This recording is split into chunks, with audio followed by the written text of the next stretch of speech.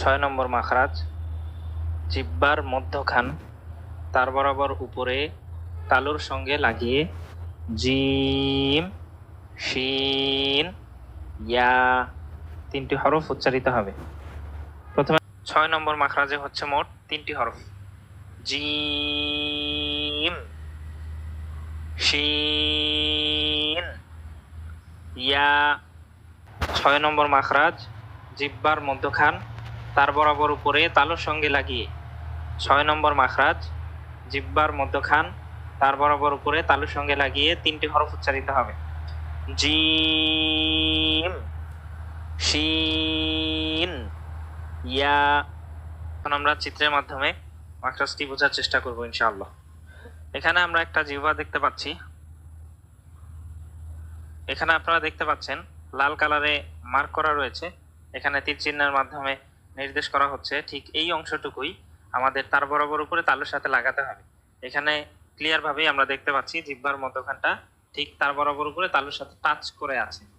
আমরা যখন এই 3টি হরফ করব তখন আমাদের জিহ্বাটা ঠিক তার বরাবর উপরে তালুর সাথে টাচ করতে হবে। 3টি হরফই একই স্থান থেকে উচ্চারিত হবে। 3টি হরফই ঠিক একই স্থান থেকে উচ্চারিত হবে। এখন আমরা হরফগুলো প্র্যাকটিস করার চেষ্টা করি, প্র্যাকটিসের মাধ্যমে এগুলো আমরা শুদ্ধ করার চেষ্টা করি। জিম, শিন, ইয়া, জিম, শিন, ইয়া।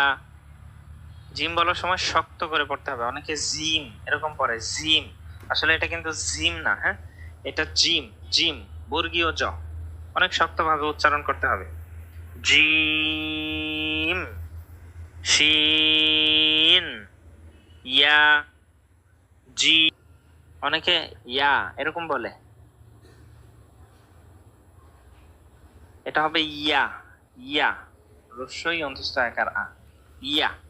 যদি স্বাভাবিকভাবে ইয়া ইয়া এভাবে স্বাভাবিকভাবে পড়েন তাহলে কিন্তু হবে না, ইয়া এভাবে পড়তে হবে। আবার আমরা হরফের প্র্যাকটিসটা করি প্রথম থেকে। জিম, শিন, ইয়া, জিম, শিন।